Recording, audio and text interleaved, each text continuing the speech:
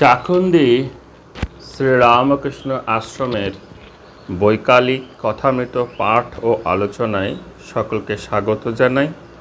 আমাদের পাঠটি video recording করে ইউটিউবে আপলোড করা হবে। আপনারা ইউটিউবে গিয়ে চ্যানেলটি সাবস্ক্রাইব করবেন এবং পাঠগুলি শ্রবণ ও দর্শন করবেন। আজকে আমাদের কথামৃত পাঠ, আমাদের নিয়ম মতো আমরা কথামৃত পাঠের যে মন্ত্র সেটি দিয়ে আমাদের পাঠ শুরু করব।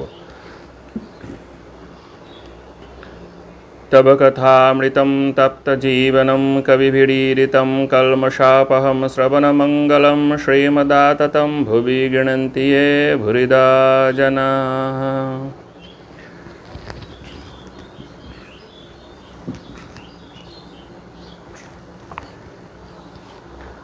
শ্রী শ্রী রামকৃষ্ণ কথামৃত 1883 খ্রিস্টাব্দের 2রা মে ভক্ত সঙ্গে শ্রীরামকৃষ্ণ। এইবার উপাসনা আরম্ভ হইবে। উপাসনার বৃহৎ প্রকোষ্ঠ ব্রাহ্ম ভক্তে পরিপূর্ণ হইল। কয়েকটি ব্রাহ্মিকা ঘরের উত্তর দিকে চেয়ারে আসিয়া বসিলেন, হাতে সঙ্গীত পুস্তক। পিয়ানো ও হারমোনিয়াম সংযোগে ব্রহ্ম সঙ্গীত গীত হইতে লাগিল। সঙ্গীত শুনিয়া ঠাকুরের আনন্দের সীমা রহিল না। ক্রমে উদ্বোধন, প্রার্থনা, উপাসনা। বেদিতে উপবিষ্ট আচার্যগণ বেদ হইতে মন্ত্রপাঠ করিতে লাগিলেন। ওম পিতানো অসি পিতানো বোধি নমস্তে অস্তু মা মা হিংসি। তুমি আমাদের পিতা, আমাদের সদ্বুদ্ধি দাও, তোমাকে নমস্কার, আমাদিগকে বিনাশ করিও না। ব্রাহ্ম ভক্তেরা সমস্বরে আচার্যের সহিত বলিতেছেন, ওম সত্যম জ্ঞানম অনন্তম ব্রহ্ম আনন্দরূপম অমৃতম ইয়ৎ বিভাতি শান্তম শিবম অদ্বৈতম শুদ্ধম পাপবিদ্ধম। এবার আচার্যগণ স্তব করিতেছেন, ওম নমস্তে সতেতে জগৎকারণায় নমস্তে চিতে সর্বলোকাশ্রয়ায় ইত্যাদি। স্তোত্র পাঠের পর আচার্যেরা প্রার্থনা করিতেছেন, অসতমা সদ্গময় তমসমা জ্যোতির্গময় মৃত্যুর্মা অমৃতঙ্গময় আবিরা বিড়ম এধি রুদ্র যত্ত দক্ষিণ মুখম তেন মং পাহি নিত্যম। স্তোত্রাদি পাঠ শুনিয়া ঠাকুর ভাবাবিষ্ট হইতেছেন। এবার আচার্য প্রবন্ধ পাঠ করিতেছেন। উপাসনা হইয়া গেল। ভক্তদের লুচি মিষ্টান্ন আদি খাওয়াইবার উদ্যোগ হইতেছে। ব্রাহ্ম ভক্তরা অধিকাংশই নিচের প্রাঙ্গণে ও বারান্দায় বায়ু সেবন করিতেছেন। রাত 9টা হইল। ঠাকুরের দক্ষিণেশ্বর মন্দিরে ফিরিয়া যাইতে হইবে। গৃহস্বামীরা আহুত সংসারী ভক্তদের লইয়া খাতির করিতে করিতে এত ব্যস্ত হইয়াছেন যে ঠাকুরের আর কোনো সংবাদ লইতে পারিতেছেন না। শ্রীরামকৃষ্ণ রাখাল প্রভৃতির প্রতি, কিরে কেউ ডাকে না যে রে? রাখাল সক্রোধে, মহাশয় চলে আসুন, দক্ষিণেশ্বরে যাই। শ্রীরামকৃষ্ণ সহাস্যে, আর রোষ? গাড়ি ভাড়া 3 টাকা দুয়ানা কে দেবে? রোগ করলেই হয় না, পয়সা নাই, আবার ফাঁকা রোগ। আর এত রাত্রে খায় কোথা? অনেকক্ষণ পরে শোনা গেল পাতা হইয়াছে। সব ভক্তদের এককালে আহ্বান করা হইল। সেই ভিড়ে ঠাকুর রাখাল প্রভৃতির সঙ্গে দ্বিতলায় জলযোগ করিতে চলিলেন। ভিড়েতে বসিবার জায়গা পাওয়া যাইতেছে না। অনেক কষ্টে ঠাকুরকে একাধারে বসানো হইল। স্থানটি অপরিষ্কার। একজন রন্ধনী ব্রাহ্মণী তরকারি পরিবেশন করিল। ঠাকুরের তরকারি খাইতে প্রবৃত্তি হইল না। তিনি নুন টাক না দিয়া লুচি খাইলেন ও কিঞ্চিত মিষ্টান্ন গ্রহণ করিলেন। ঠাকুর দয়া সিন্ধু, গৃহস্বামীদের ছোকরা বয়স, তাহারা তাহার পূজা করিতে জানে না বলিয়া কেন বিরক্ত হইবেন? তিনি না খাইয়া চলিয়া গেলে যে তাহাদের অমঙ্গল হইবে। আর তাহারা ঈশ্বরকে উদ্দেশ্য করিয়াই এই সমস্ত আয়োজন করিয়াছেন। আহারান্তে ঠাকুর গাড়িতে উঠিলেন। গাড়ি ভাড়া কে দিবে? গৃহস্বামীদের দেখতেই পাওয়া যাচ্ছে না। ঠাকুর গাড়ি ভাড়া সম্বন্ধে ভক্তদের কাছে আনন্দ করিতে করিতে গল্প করিয়াছিলেন। গাড়ি ভাড়া চাইতে গেল, তা প্রথমে হাঁকিয়ে দিলে, তারপর অনেক কষ্টে 3 টাকা পাওয়া গেল, দুয়ানা আর দিলে না, বলো ওইতেই হবে। সপ্তম পরিচ্ছেদ। শ্রীরামকৃষ্ণ হরিকীর্তনানন্দে হরিভক্তি প্রদায়িনী সভায় ও রামচন্দ্রের বাটিতে শ্রীরামকৃষ্ণ। ঠাকুর শ্রীরামকৃষ্ণ কলিকাতার কাঁসারিপাড়া হরিভক্ত প্রদায়িনী সভায় শুভাগমন করিয়াছেন। রবিবার 31শে বৈশাখ শুক্লা সপ্তমী 13ই মে 1883 খ্রিস্টাব্দ। আজ সভার বার্ষিক উৎসব হইতেছে। মনোহর সাঁয়ের কীর্তন হইতেছে। মান এই পালাগান হইতেছে। সখীরা শ্রীমতীকে বলছেন, মান কেন করলি? তবে তুই বুঝি কৃষ্ণের সুখ চাস না? শ্রীমতী বলছেন, চন্দ্রাবলীর কুঞ্জে যাবার জন্য নয়, সেখানে যাওয়া কেন? সে যে সেবা জানে না। শ্রীমতী মানে এখানে রাধিকা, শ্রী রাধিকার কথা বলা হচ্ছে। তো এখানে বিষ্ণু পদাবলীতে আছে যে চন্দ্রাবলী নামে আরেক গোপীর কুঞ্জে অর্থাৎ বাসায় শ্রীকৃষ্ণ গেছেন। তো শ্রী রাধিকা এই কারণে রাগ করছেন যে চন্দ্রাবলীর সেবা জানে না। চন্দ্রাবলী আর একজন নারী বা আর একজন গোপী তার প্রিয়জন তার কুঞ্জে গেছে, এটা রাগের কারণ নয়। রাগের কারণ হচ্ছে যে চন্দ্রাবলী তার প্রভুর সেবা করতে জানে না। তাই পরের রবিবার 20-5-1983 রামচন্দ্রের বাটিতে আবার কীর্তন হইতেছে, মাথুর গান। ঠাকুর আসিয়াছেন, বৈশাখ শুক্লা চতুর্দশী 7 জ্যৈষ্ঠ। মাথুর গান হইতেছে। শ্রীমতী কৃষ্ণের বিরহে অনেক কথা বলিতেছেন। বালিকা অবস্থা থেকে শ্যামকে দেখতে ভালোবাসতাম। সখী নখের ছন্দ দিন গুণিতে ক্ষয় হয়ে গেছে। দেখো তিনি যে মালা দিয়েছেন সে মালা শুকায়ে গিয়াছে, তবু ফেলি নাই। কৃষ্ণচন্দ্রের উদয় কোথা হলো? সে চন্দ্র মান রাহুর ভয়ে বুঝি চলে গেল। হায়, সেই কৃষ্ণ মেঘকে আবার কবে দর্শন হবে? আর কি দেখা হবে? বধূ, প্রাণ ভরে তোমার কখনো দেখিতে পাই নাই। একটি দুটি চোখ তাতে নিমিক, তাতে বাড়িধারা। তার শিরে ময়ূর পাখা যেন স্থির বিজলি। ময়ূরগণ সেই মেঘ দেখে পালা তুলে নৃত্য করত। সখী, এ প্রান্ত থাকিবে না। রেখো দেহ তমালের ডালে, আর আমার গায়ে কৃষ্ণ নাম লিখে দিও। শ্রীরামকৃষ্ণ বলিতেছেন, তিনি আর তার নাম অভেদ। তাই শ্রীমতী এইরূপ বলছেন, যেই রাম সেই নাম। ঠাকুর ভাবাবিষ্ট হইয়া এই মাথুর কীর্তন গান শুনিতেছেন। গোস্বামী কীর্তনিয়া এই সকল গান গাইতেছেন। আগামী রবিবারে আবার দক্ষিণেশ্বর মন্দিরে ওই গান হইবে। তাহার পরের শনিবারে আবার অধরের বাড়িতে ওই কীর্তন হইবে। অষ্টম পরিচ্ছেদ। দক্ষিণেশ্বর মন্দিরে ভক্ত সঙ্গে শ্রীরামকৃষ্ণ। ঠাকুর শ্রীরামকৃষ্ণ দক্ষিণেশ্বর মন্দিরে নিজের ঘরে দাঁড়াইয়া আছেন ও ভক্ত সঙ্গে কথা কইতেছেন। আজ রবিবার 14 জ্যৈষ্ঠ, কৃষ্ণ পঞ্চমী, 27 মে 1883 খ্রিস্টাব্দ, বেলা 9টা হইবে। ভক্তেরা ক্রমে ক্রমে আসিয়া জুটিতেছেন। শ্রীরামকৃষ্ণ মাস্টার প্রভৃতি ভক্তদের প্রতি বিদ্বেষ ভাব ভালো নয়। শাক্ত বৈষ্ণব বৈদান্তিকেরা ঝগড়া করে, সেটা ভালো নয়। পদ্মলোচন বর্ধমানের সভাপণ্ডিত ছিল। সভায় বিচার হচ্ছিল শিব বড় না ব্রহ্মা বড়।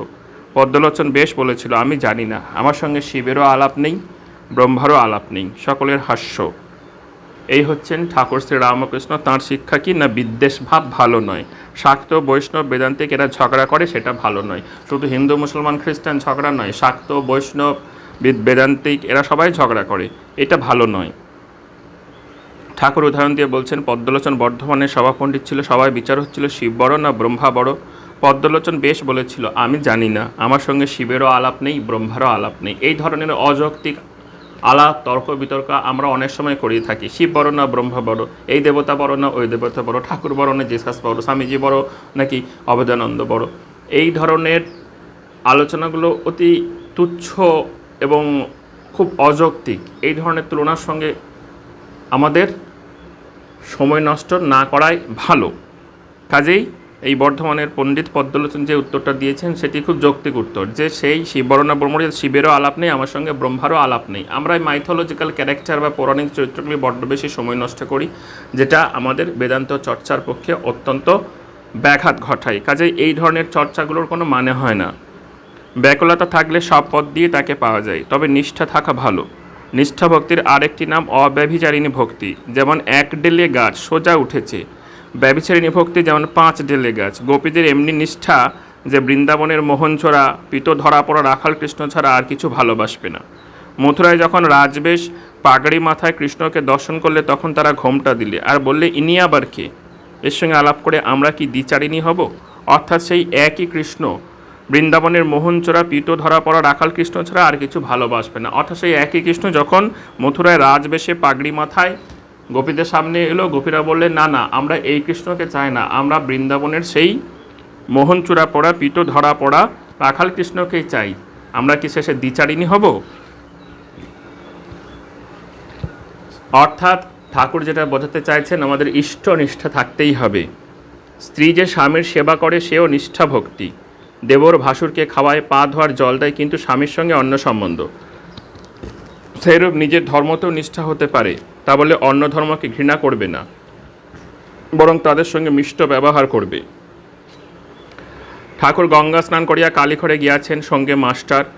ঠাকুর পূজার আসনে উপবিষ্ট হইয়া মার পাদপদ্মে ফুল দিতেছেন, মাঝে মাঝে নিজের মাথায়ও দিতেছেন ও ধ্যান করিতেছেন।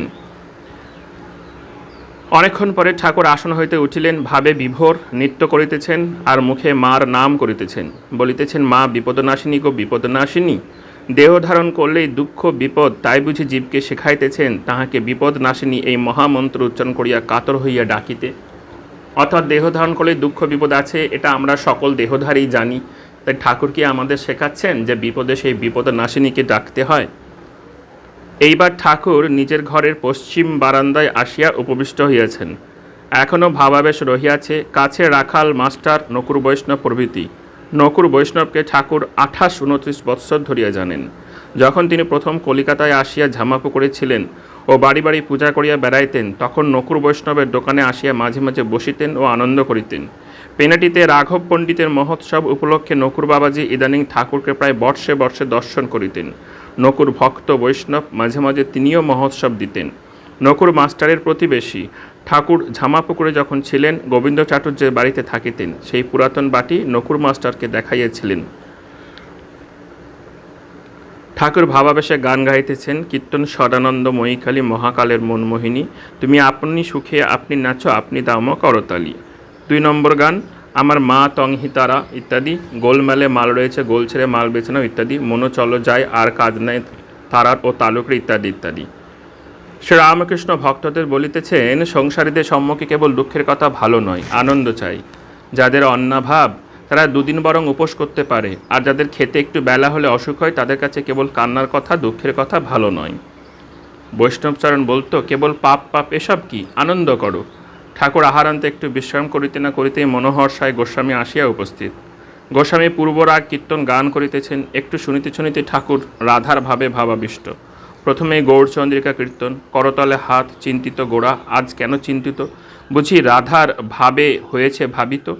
গোস্বামী আবার গান গাইতেছেন, ঘরের বাহিরে দণ্ডে শতবার তিলে তিলে আসে যায় ইত্যাদি ইত্যাদি। গানের এই লাইনটি শুনিয়া ঠাকুর শ্রী রামকৃষ্ণের মহাভাবের অবস্থা হইয়াছে। গায়ের জামা ছিঁড়িয়া ফেলিয়া দিলেন। কীর্তনিয়া যখন গাইতেছেন, শীতলতছু অঙ্গ, তনুপরশে অমনি অবশ্য অঙ্গ ইত্যাদি ইত্যাদি কেদার দৃষ্টে। ঠাকুর কীর্তনেশ্বরে বলিতেছেন, প্রাণনাথ হৃদয় বল্লভ, তোরা কৃষ্ণ এনে দে, সুহৃদের মতো কাজ বটে, হয় এনে দে, না হয় আমায় নিয়ে চল, তোদের চিরদাসী হব। গোস্বামী কীর্তনিয়া ঠাকুরের মহাভাবের অবস্থা দেখিয়া মুগ্ধ হইয়াছেন। তিনি করজোরে বলিতেছেন, আমার বিষয়বুদ্ধি ঘুচিয়ে দিন। শ্রীরামকৃষ্ণ সহাস্যে, সাধু বাসা পাকার লিয়া, তুমি এত বড় রসিক, তোমার ভেতর থেকে এত মিষ্ট রস বেরোচ্ছে। গোস্বামী, প্রভু আমি চিনির বলদ, চিনির আস্বাদন করতে কই পেলাম।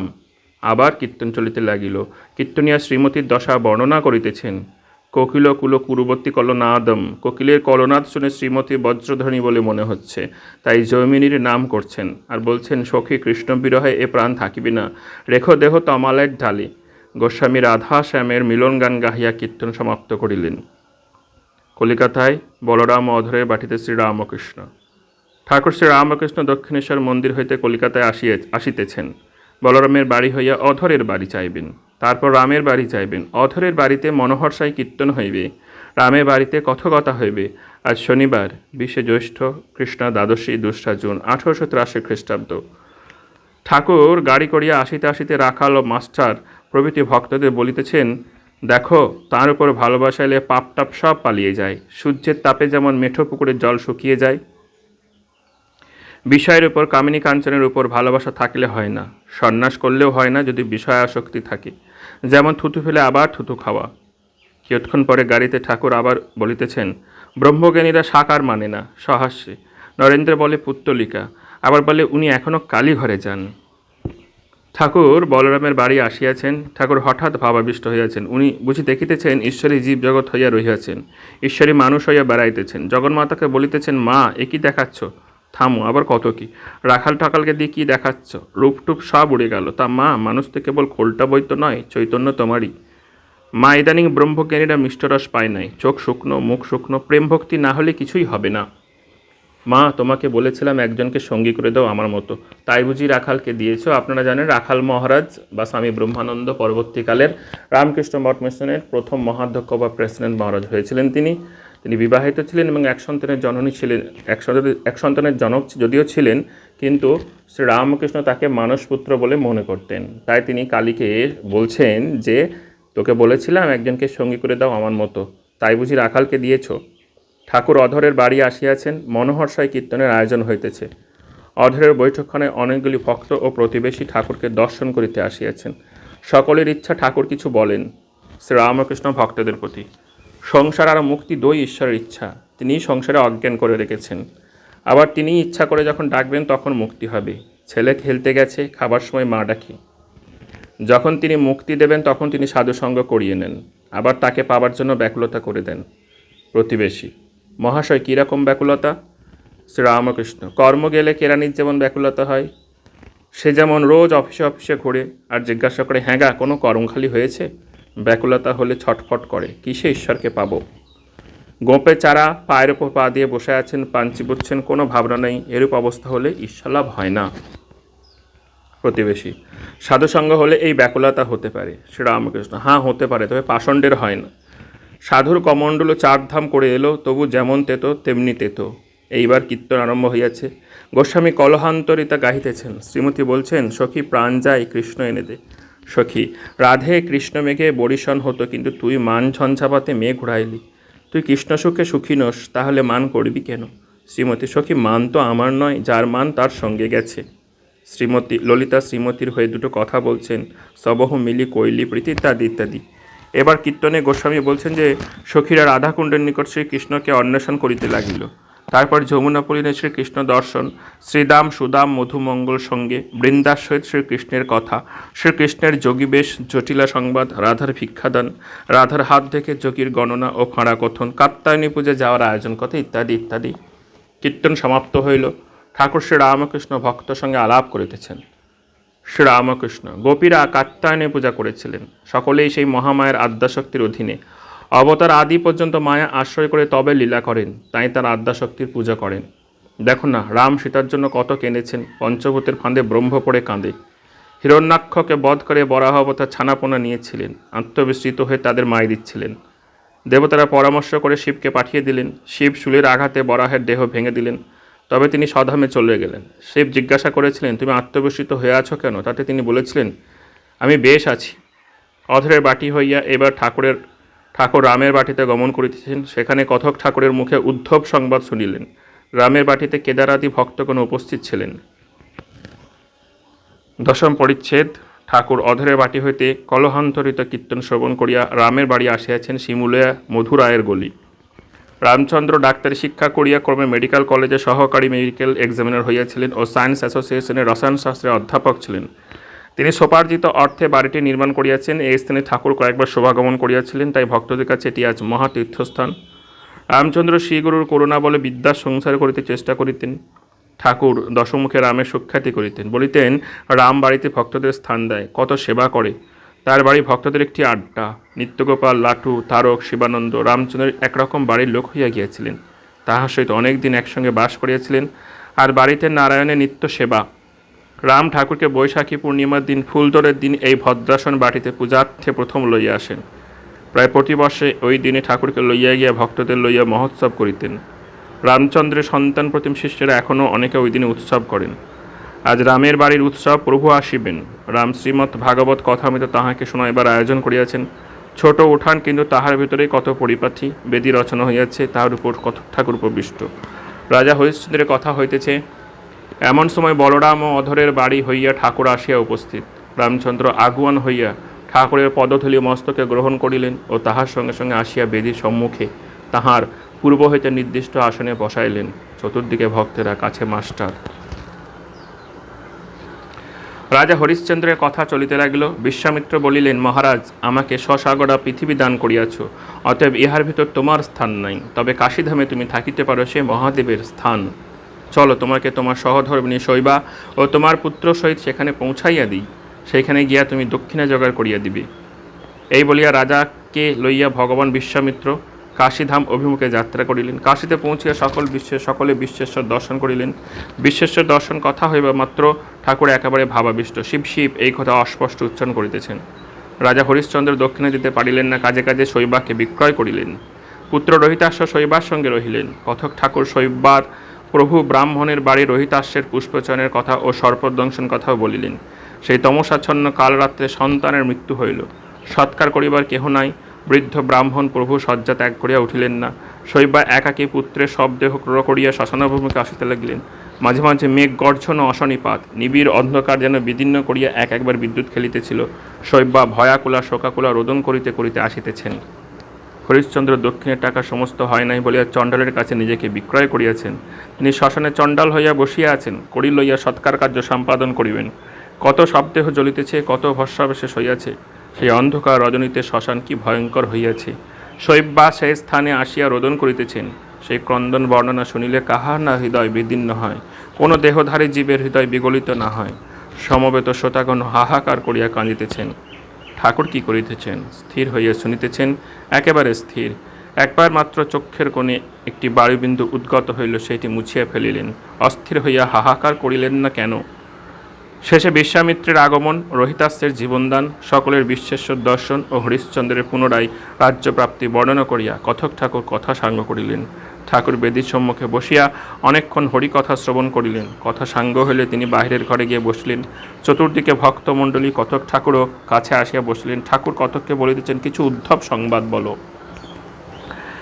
কথক বলিলেন, যখন উদ্ধব শ্রী বৃন্দাবনে আগমন করিলেন, রাখালগণ ও ব্রজগোপীগণ তাহাকে দর্শন করিবার জন্য ব্যাকুল হইয়া ছুটিয়া আসিলেন। সকলে জিজ্ঞাসা করিলেন, শ্রীকৃষ্ণ কেমন আছেন? তিনি কি আমাদের ভুলে গেছেন? তিনি কি আমাদের নাম করেন? এই বলিয়া কেহ কাঁদিতে লাগিলেন, কেহ কেহ তাহাকে লইয়া বৃন্দাবনের নানা স্থান দেখাইতে লাগিলেন ও বলিতে লাগিলেন, এই স্থানে শ্রীকৃষ্ণ গোবর্ধন ধারণ করিয়াছিলেন, এখানে ধেনুকাসুর বধ, এখানে শকটাসুর বধ করিয়াছিলেন, এই মাঠে গরু চড়াইতেন, এই যমুনা পলিনে তিনি বিহার করিতেন, এখানে রাখালদের লইয়া ক্রীড়া করিতেন, এই সকল কুঞ্জে গোপীদের সহিত আলাপ করিতেন। উদ্ধব বলিলেন, আপনারা কৃষ্ণের জন্য অত কাতর হইতেছেন কেন? তিনি সর্বভূতে আছেন, তিনি সাক্ষাৎ ভগবান, তিনি ছাড়া কিছুই নাই। গোপীরা বলিলেন, আমরা ওসব বুঝতে পারি না, আমরা লেখাপড়া কিছুই জানি না, কেবল আমাদের বৃন্দাবনের কৃষ্ণকে জানি, যিনি এখানে নানা ক্রীড়া করিয়া গিয়াছেন।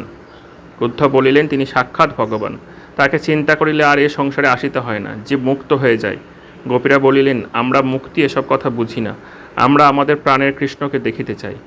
ঠাকুর শ্রী রামকৃষ্ণ এই সকল কথা এক মনে শুনিতে লাগিলেন ও ভাবে বিভোর হইলেন। বলিলেন, গোপীরা ঠিক বলেছেন। এই বলিয়া তাহা সেই মধুর কণ্ঠে গান গাইতে লাগিলেন। খুব স্মার্ট। শ্রী রামকৃষ্ণ কথকের প্রতি। গোপীদের ভক্তি প্রেমা ভক্তি, অব্যভিচারিণী ভক্তি নিষ্ঠা ভক্তি। ব্যভিচারিণী ভক্তি কাকে বলে জানো?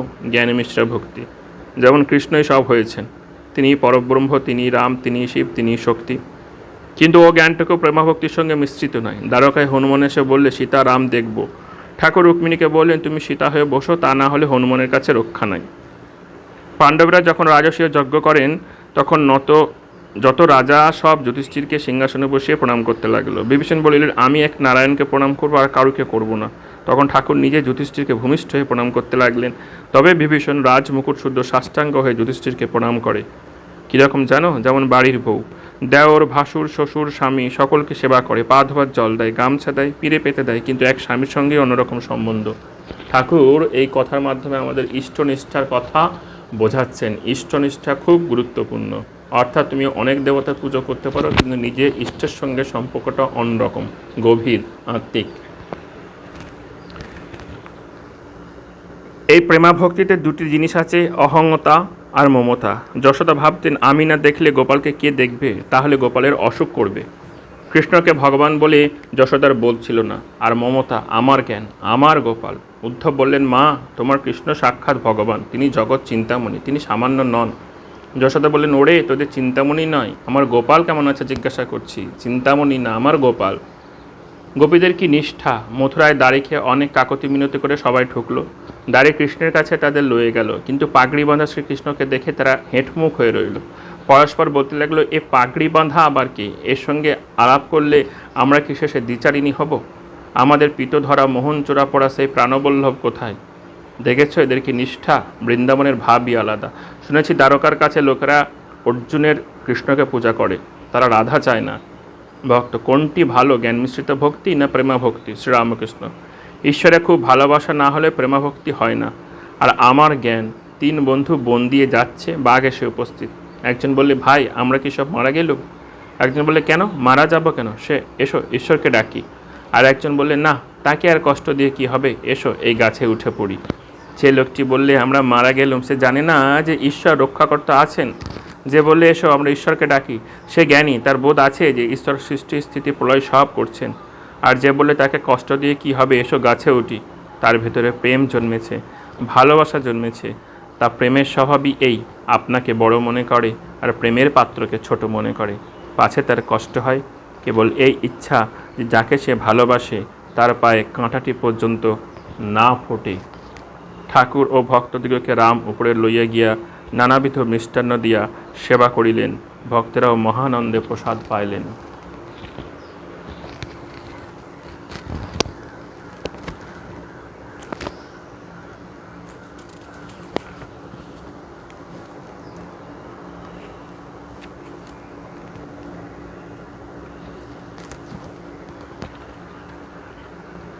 আজ আমাদের কথামৃত পাঠ আমরা এই পর্যন্তই রাখছি, কারণ এরপরে একটি বড় পরিচ্ছেদ শুরু হচ্ছে।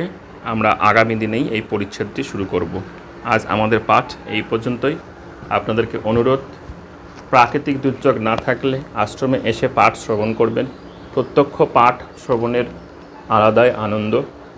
আর যারা একান্তই আসতে পারছেন না তারা ইউটিউবে গিয়ে ভিডিওটি দর্শন করবেন। দয়া করে ইউটিউবে একটু কষ্ট করে যান এবং সেখানেই ভিডিও দর্শন ও শ্রবণ করুন।